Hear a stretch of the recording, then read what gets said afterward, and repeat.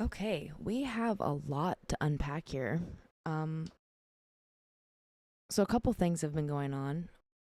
A lot having to do with obviously Puffy.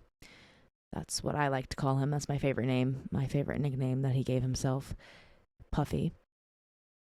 Quite a lot of things happening around him. I feel like I see a new video pop up on YouTube every day. Whether it's real or not, I don't know. Not really my business. But I am invested in the case, don't get me wrong. It's just certain things that I hear, I'm like, where's the evidence? It's just a video of someone commentating over it and just various videos popping up, various pictures popping up from like movies or Google. It's not real news.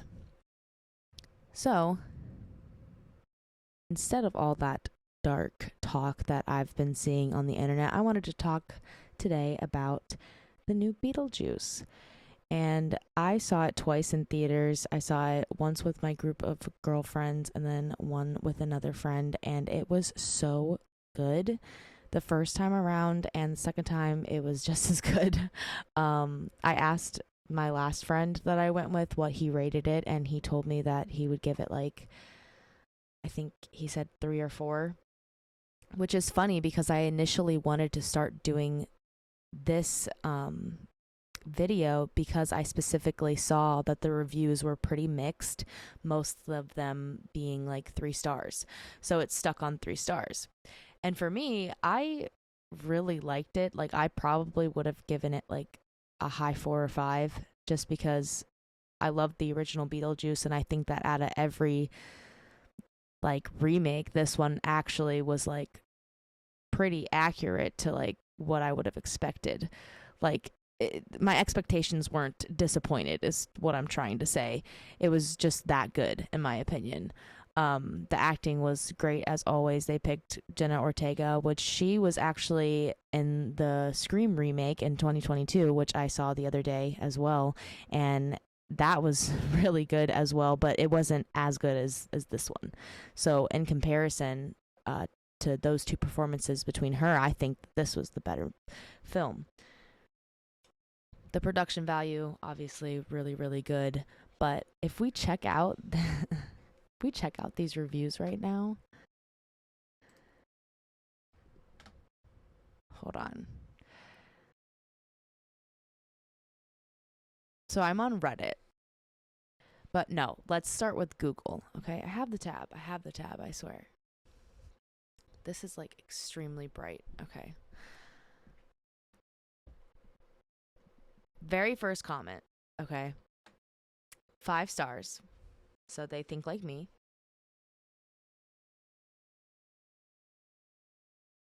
Your mileage might vary depending on how scared. Oh, how scared. Bitch, let's start that again. Your mileage might vary depending on how sacred you hold the first film, but for this Beetlejuice fan, it's a perfect sequel that complements the original. I'd even dare say it's better in a few ways, with an emotional core and a more rounded story that I felt the first film largely lacked. Ultimately, it's a fun, chaotic romp filled to the brim with everything you'd hope for a Beetlejuice film. Okay, so literally, basically how I feel as well because they just said it better.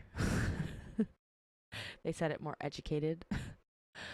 They also added at the end that the movie was a slow burn for the first 30 minutes or so, but I was engaged in what was going on and found. Oh, press for more. Okay, they wrote a lot. Oh my god, I'm not reading all of that. No way. But I'll finish what he was saying here. Found myself genuinely interested in these people's lives. I never thought, okay, we're burning minutes here, like I've done with several other films I've seen this year. I can agree to that. I feel like most films that I've seen in theaters, and I've been seeing horror movies, so it's like in comparison, I saw Tarot, and that was just not that good. It was funnier actually than scary. And then I saw the new one that came out. It was like this couple. I don't even remember it. That's how you know that's not a good movie. If I don't remember it, like, not a good movie.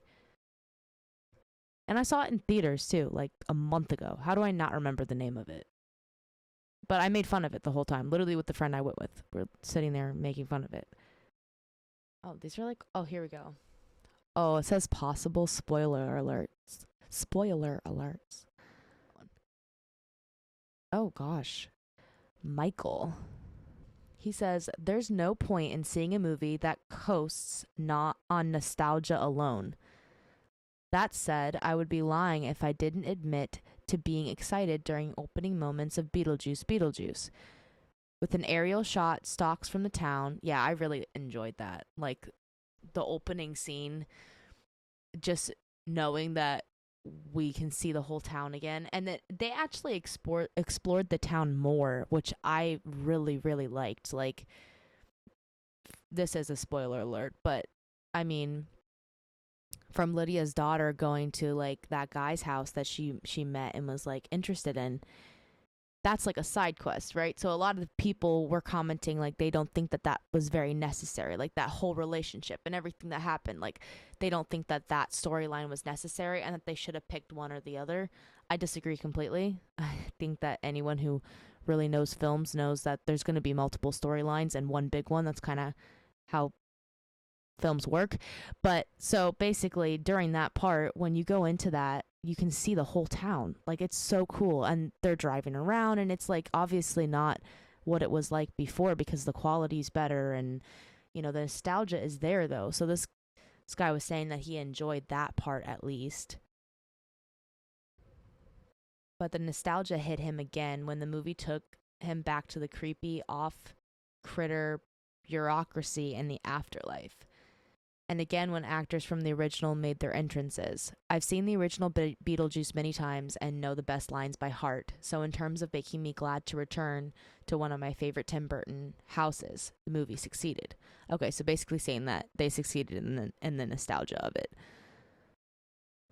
That Jenna Ortega's character is the only one that really fits.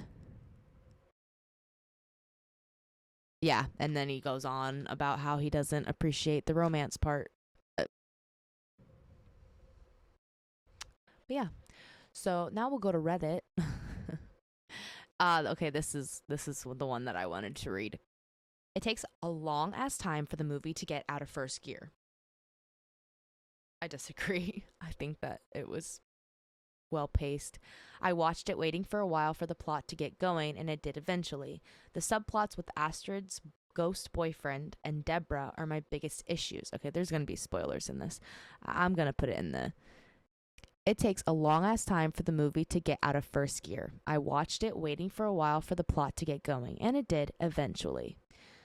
The subplots with Astrid's ghost boyfriend and Deborah are my biggest issues. One should have been dropped, and the other should have been the main plot of the movie, probably the ghost boyfriend, and should have been the enticing incident of the whole movie.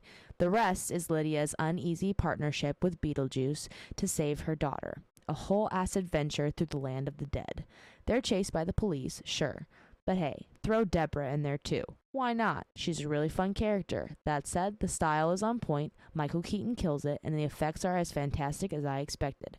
A good watch, a worthy sequel, just not all too strong with its own merits. Merits? Anyways, I can read, I swear. I do agree that it was kind of obvious what was going to happen. They gave it away with like the book. This is definitely spoiler alerts, but I don't care at this point. Yeah, I'm gonna put a disclaimer. Don't worry. I'm talking to my future self in the video while I'm editing it. Please put a disclaimer. Yeah, people just think that it dragged the beginning, but I disagree. I disagree. I mean, I think that it's a long movie and maybe some parts dragged, but like for the most part it was good. Where's that one comment? There's this one comment that I read where somebody was like, it was too like disgusting. Look, Beetlejuice has always been disgusting. But there was a lot of gory parts in this, like especially when they first, like Lydia and her new boyfriend first gets thrown into the world, like the afterlife, to see Beetlejuice. He does like some gross stuff in that scene that's like borderline too far, but it's kind of how Beetlejuice was in the first one too. It's just better graphics and better editing, and AI. Okay, so now now we have to talk about, unfortunately, why this was bound to have spoilers. Why didn't I? Whatever. Moving on.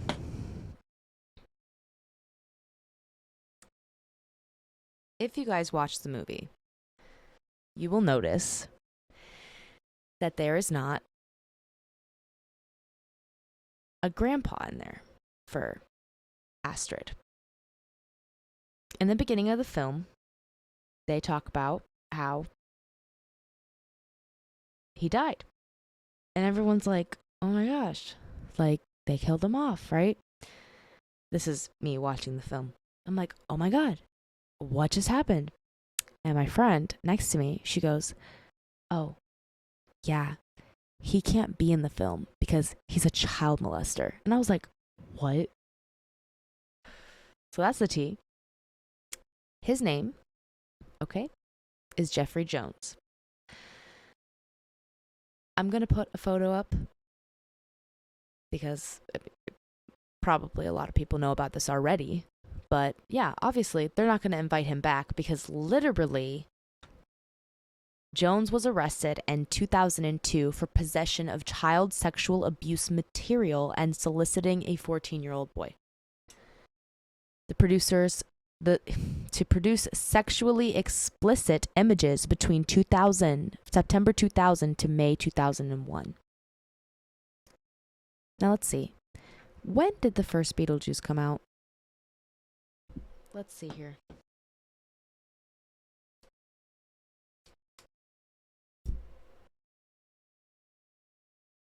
$1988. So yeah. So this happened a long time after the first film. And he was in a lot of other stuff too before that. I'm going to post all of this. All I had to do was scroll down and it would have been right there. That's fine. Even after that. Whoa, hold on. Hold on, he was in films. Oh, when was he caught, though? When was he caught? In 2002. Okay. So who hired him? Earthquake? Wow.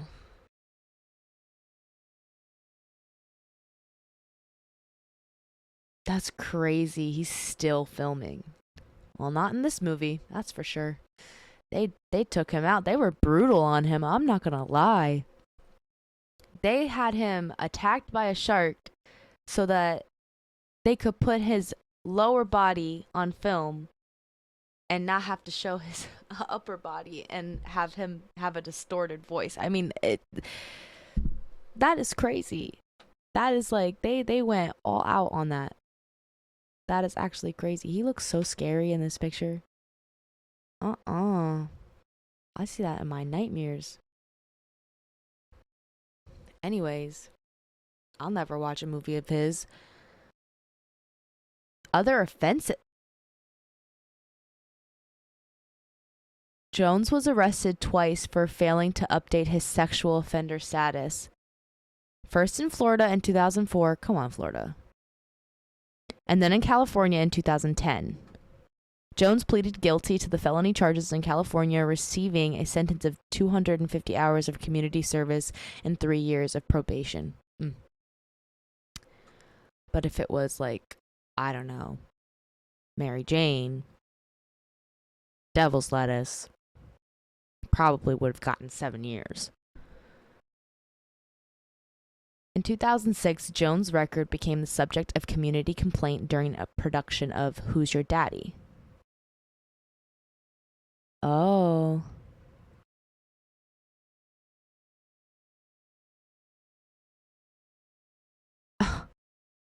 People trying to out him. That's crazy. Oh, he was uncredited? That's weird. First film he was in, he was credited as Jeff Jones. But anyways, yeah, they did him really dirty. They even like in the beginning when they were like telling about his story and like what happened to him, he's on the plane and like it's all animation because they can't put him on. That's so funny. I wonder if he got any royalties at all because that's his face. They used his face like several times, literally several times, because of his like gravestone and then also animation, but you're still basing it off of him, right? I don't know. I should have read the credits. Let me see if I can find them.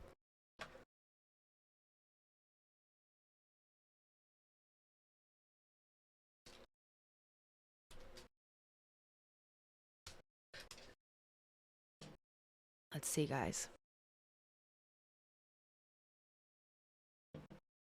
I also started collecting Pop Funkos. You can't really see them back there, but I'm obsessed and I'm going to start collecting all the movie ones, the movie scene ones.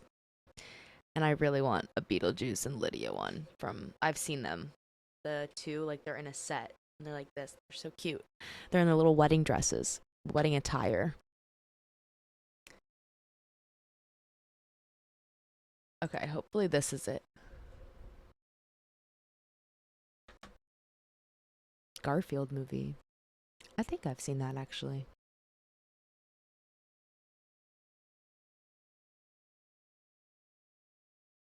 I don't know. I'm not seeing Jeffrey Jones.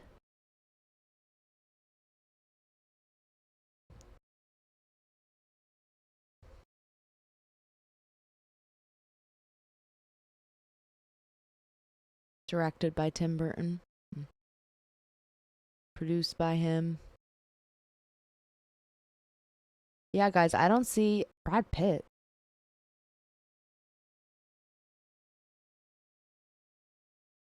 I don't see a Jeffrey Jones. That's for sure. With Jenna Ortega. I wonder why they separated her like that with Jenna Ortega. Winona was really funny in it too. Like, it's kind of her signature for Lydia is like the wide eyes. Like, she's like, oh my God. I look stupid when I do it, but she really does it well. Um, Anyways, yeah, I really like the film. I think it's a good watch. I would give it a 4 to 5 star rating. Yeah, but it's sitting at a 3 star rating.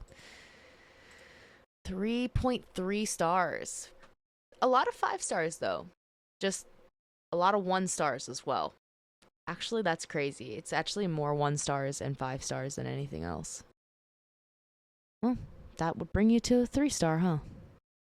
Anyways, check it out. Leave a comment if you've seen it, what you think. Sorry for the spoilers. Yeah. All right. Bye, guys.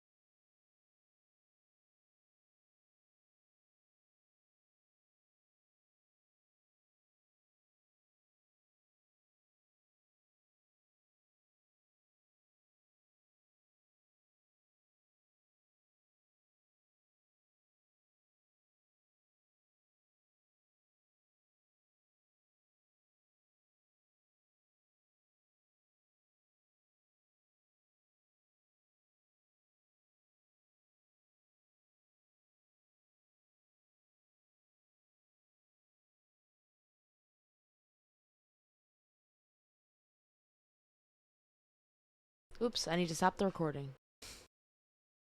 Fuck.